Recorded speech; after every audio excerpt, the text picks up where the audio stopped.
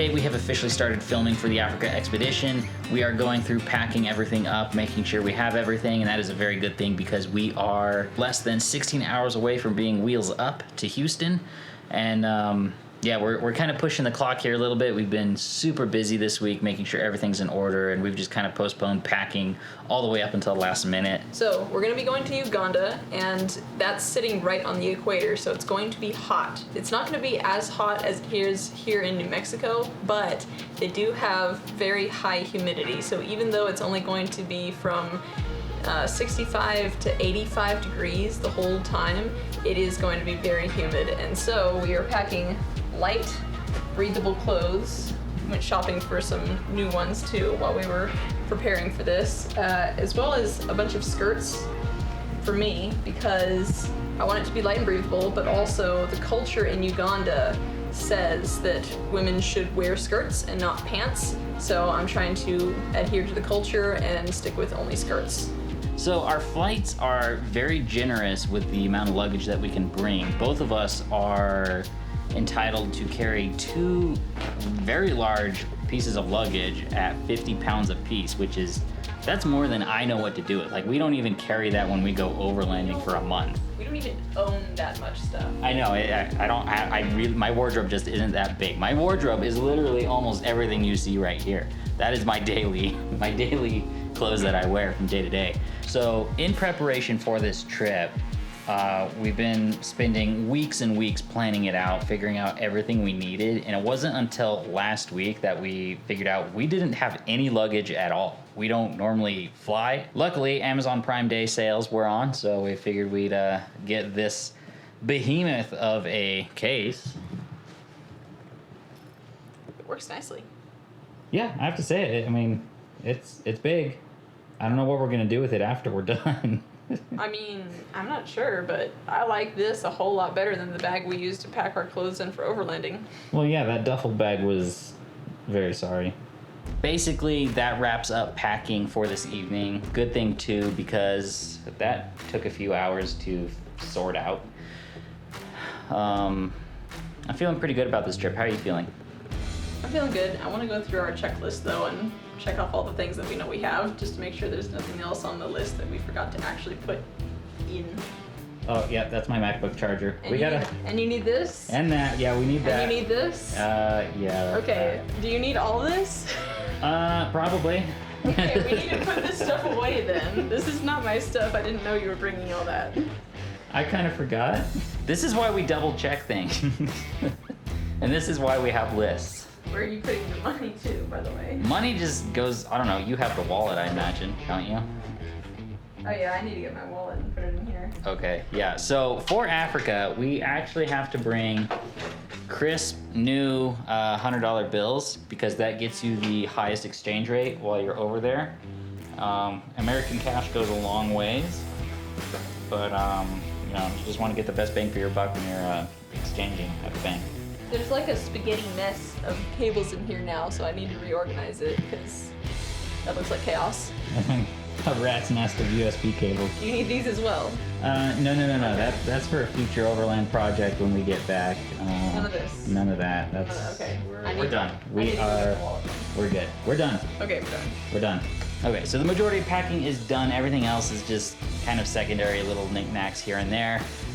But I'm gonna call it done here. We're gonna get cranking on getting this organized neatly in a nice fashion. And then nothing to do but wait. Yeah, anxiously. Anxiously. We're gonna anxiously wait. We're gonna lay in bed awake. I know, there's no sleeping tonight. Not at all.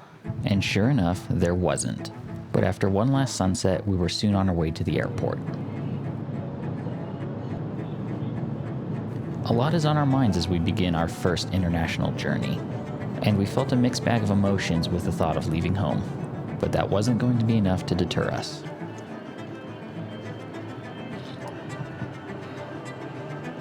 Sorry. No, it's okay. We said our goodbyes, and with a little bit of sadness and a little bit of excitement, we couldn't help but wonder what adventures lied ahead. Our first stretch of the journey would take us to Houston, where we would meet up with the rest of the team.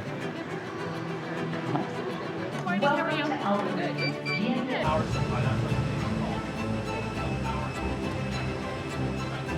try to keep the island galley area as clear. Use the restrooms located near cabins if possible. Some of the bags may move around during takeoff, so be careful when opening the overhead bins. Contents may be shifted. Try using your laptops or other large devices. Include your phone or other device under a seat. Your flight attendant can help you.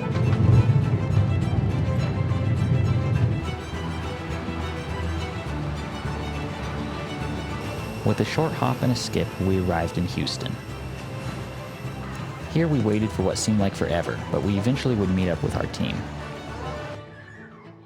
Our next leg of the journey would take us to Dubai, a place I've had on my own bucket list for a while. Jennifer and Wendy would be taking the lead on this trip. Also in the lead is Kimberly. These three ladies have been working in Uganda for nearly 6 years together. Also on our team is Taylor's brother, Daniel, as well as the Bassler family with Tammy, her son Jonathan, and husband Andrew. Together we will spend 3 days traveling across 3 continents to get to Uganda. As for the rest of the team, they will meet up with us in a week's time. As the evening grew near, it was finally time to board our flight. This stretch of the journey is the longest. Through the night, it would take us over the Atlantic into the Middle East.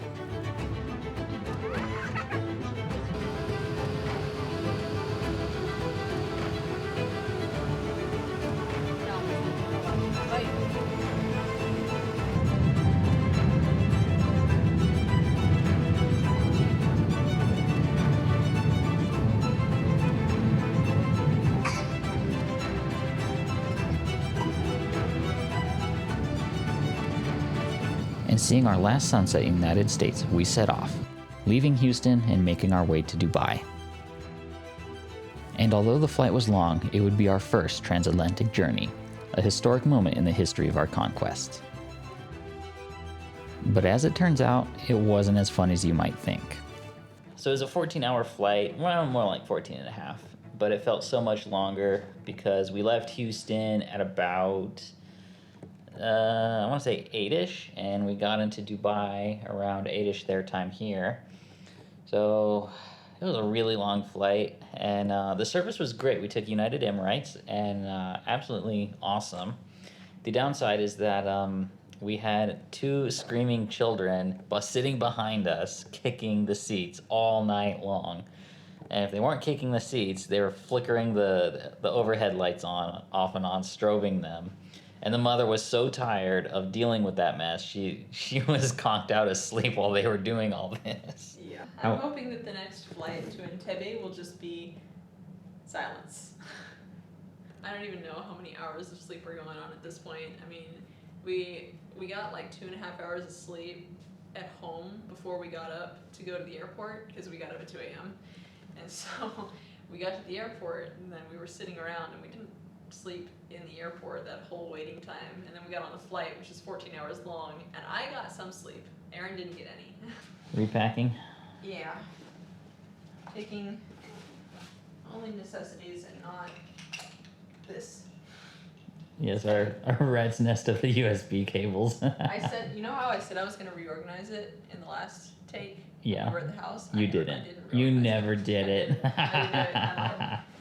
Yeah, so that's kind of been our weekend so far. This is basically just like 3 hard push days of traveling, and since we have like an 8-hour layover here in Dubai, there's no reason not to get out and go see some cool stuff while we're here. So we're gonna do it despite our jet lagness and total complete exhaustion. I'm ready for bed. I would love nothing more than to go to bed.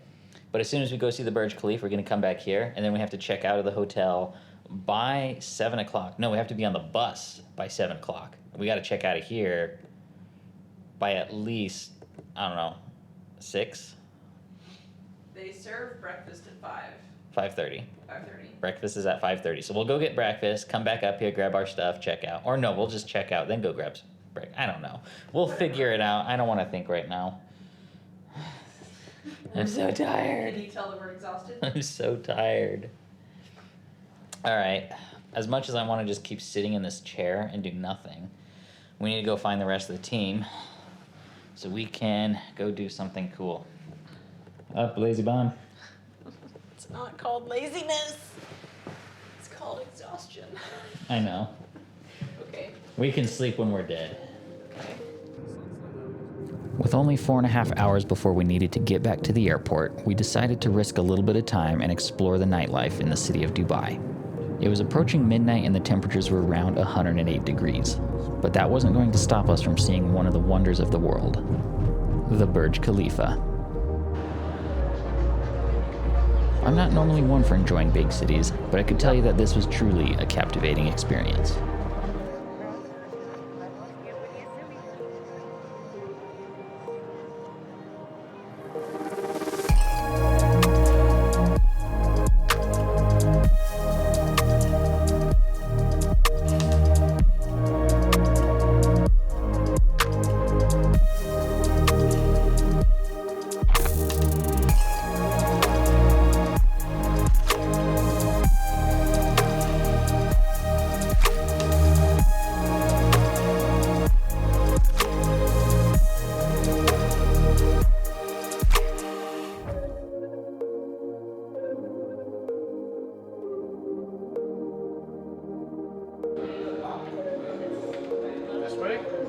This way sounds good to me.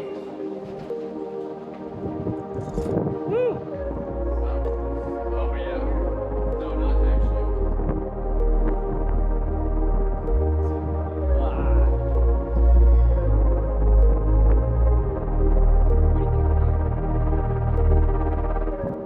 We're not even at the top either. No, we're not. Way up there. Oh man. The top is.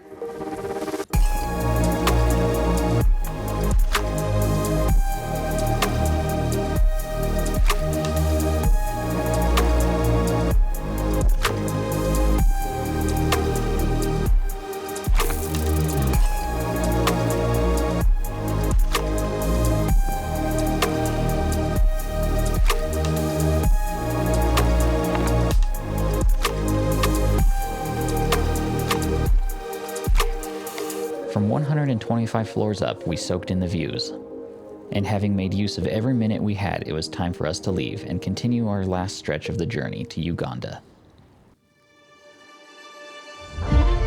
With no time to spare, we boarded our last flight and made our way into the heart of Africa.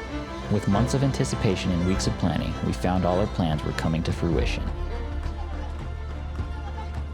We arrived in Entebbe just outside the capital city, Kampala, where we were picked up by our friend Daniel. Daniel runs his own orphanage here in Uganda with over 70 kids, 2 of which are also with us.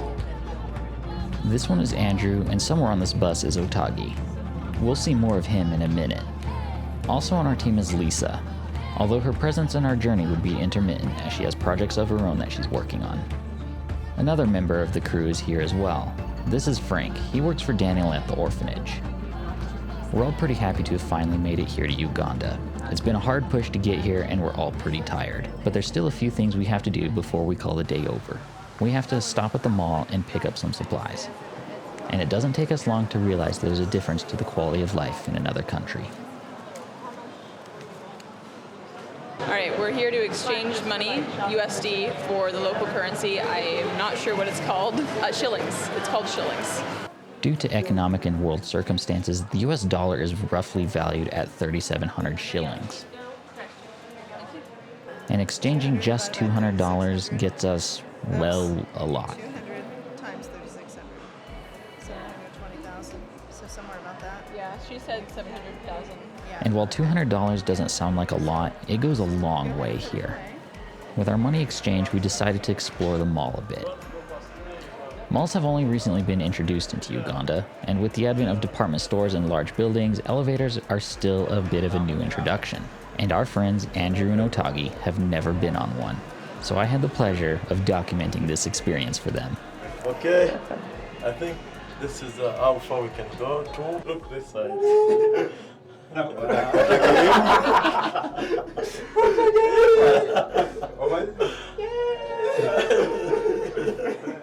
See how we're going down.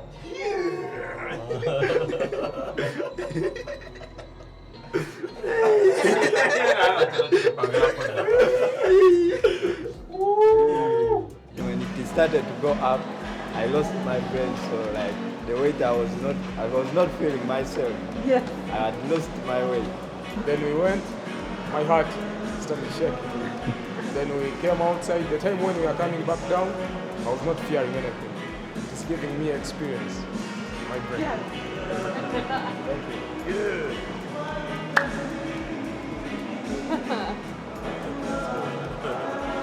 After a little bit of exploring, we eventually learned that we're not technically supposed to be filming in the mall due to security reasons. But never mind that. We grabbed some essential supplies and we loaded back up. It was light when we got here. Yeah. 7 o'clock. We've been here for probably at least 3 hours. Okay. I guess we're all boarding now. Yep. Our task now is to make it to our final stop in Jinja. Tuli bulungi?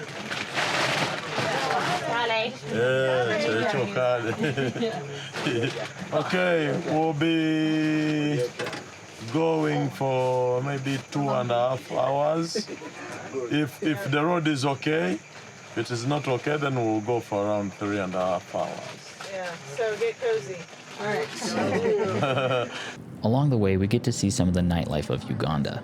Around this time of night is when most people get off work or go home. So the streets are busy and people are about no matter where you go. And after about 2.5 hours of driving, we finally made it to Jinja. I'll tell you a fun fact about this place. Although you can't really see it at night, it sits here on the north side of Lake Victoria, the largest lake in Africa. And that also happens to be the source of the Nile that flows into Egypt. I probably should have grabbed my backpack before I jumped off. You should have, yeah. Yeah, it's gonna be the hardest one to get to. Yeah.